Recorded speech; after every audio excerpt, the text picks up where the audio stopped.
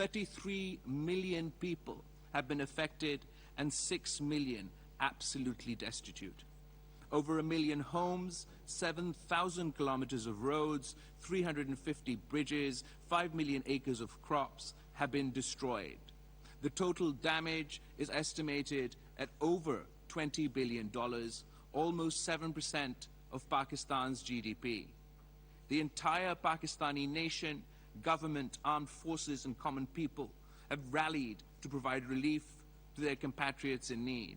And we are grateful to our friends, including members of the Group of 77 in China, for their generous support that they have provided Pakistan in our relief efforts. We are confident that their support will be sustained as Pakistan moves to the daunting task of rehabilitation and reconstruction.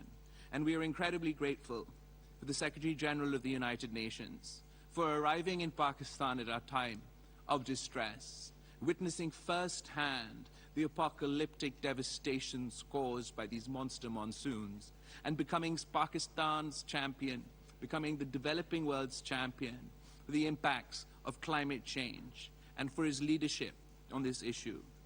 Excellencies, beyond the emergency actions I have outlined, we need to promote global structures and policies which can end inequality and inequity among and within nations, and enable all developing countries to achieve the SDGs and the goals of the Paris Agreement. The systemic and structural reforms should be encompassed by the following. First, it is essential to reform international finance. The United Nations Secretary General has rightly called the present international financial architecture morally bankrupt. It must be aligned with the SDGs. This implies sustainable management of sovereign debt, larger concessional financing from MDBs, including through recapitalization and lowering provisioning ratios. Issuance of additional SDRs, reducing borrowing costs for developing countries, and innovative financing. Second, if we are to ensure timely transition to a sustainable and dynamic global economy, we need to mobilize $1 trillion annually as investment in sustainable infrastructure, energy, transport, housing, industry, agriculture. Besides access to public and private finance, the developing countries must prepare a pipeline of bankable projects, especially by de-risking investments through blended financing guarantees and SDG/green bonds. We should also consider setting up a UN policy board and utilize the UN country offices to promote sustainable infrastructure investment. Third, we must fully and faithfully implement the climate change agenda in accordance with the principles of common but differentiated responsibility.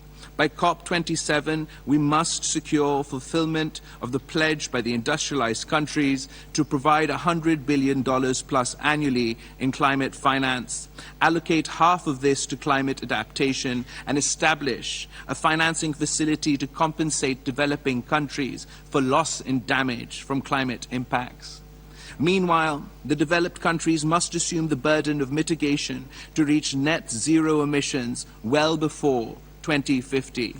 Fourth, the international trade system should be restructured to contribute to the achievement of SDGs through export-led growth in developing countries. To this end, preferential trade access for developing countries should be enlarged. They should be offered policy space for industrialization, e.g. through waivers from the TRIPS and TRIMS agreements, and unilateral trade protection and restrictions incompatible with the WTO agreements should be speedily eliminated. Fifth, the induction of a fair international tax regime, including digital trade, is essential to enable developing countries to mobilize larger domestic resources for development. Sixth, we should negotiate an international technology agreement aligned with SDGs. It should offer preferential access for developing countries to relevant advanced technologies and end discriminatory restrictions. It should also focus on global research and development, on scientific breakthroughs relevant to the 17 SDGs. 7, we should seek an equitable international information technology regime which bridges the divide and enables developing countries to leapfrog into global digital economy of the future. Excellencies, I hope that these proposals for emergency actions and reform will be reflected in the declaration we will adopt at this meeting and will be promoted by our group during the current session of the UN General Assembly. Apart from the cooperation which we desire and expect from the developing countries, the members of the Group of 77 plus China are also well placed to promote their development objectives through mutual South-South cooperation. Several mechanisms for South-South cooperation have been created within the UN system already. We welcome the President of China's Global Development Initiative, a critical component for rapid development. Is connectivity projects that can enhance trade, investments, and economic efficiency. China's Belt and Road Initiative is an outstanding example. Pakistan also looks forward to the completion of the Tapi gas pipeline, CASA 1000 electricity grid, the Pakistan-Afghanistan-Uzbekistan railroad, as well as the extension of the China-Pakistan economic corridor through Afghanistan. Once Pakistan-India relations are normalized, we can then look forward to the integration of emerging economies of South Asia, Central Asia, and West Asia. Excellencies, in order to advance our common objectives, Pakistan will convene a ministerial meeting of the Group of 77 in China next December. The conference's action-orientated discussions will assist the group to secure tangible outcomes, especially at the SDG summit to convene at the UN in September 2023 and at the proposed summit of the future in 2024. Excellencies, our countries and peoples confront monumental challenges.